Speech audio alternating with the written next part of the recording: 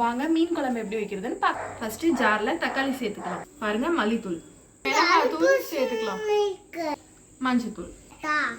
இப்போ நம்ம அரைச்சி எடுத்துக்கலாம். சேர்த்துக்கலாம், மிளகு சேர்த்துக்கலாம். நெக்ஸ்ட் சோம்பு சேர்த்துக்கலாம். இப்போ இதுல சின்ன வெங்காயமும் பூண்டு சேர்த்துக்கலாம். இப்போ அரைச்சி எடுத்து இப்போ பாருங்க மீன் குழம்பு தாளிக்கிறதுக்கு தேவையான அளவுக்கு வெந்தயம் சேர்த்துடலாம். அடுத்து பாருங்க கருவேப்பிலை, சின்ன வெங்காயம், பூண்டு.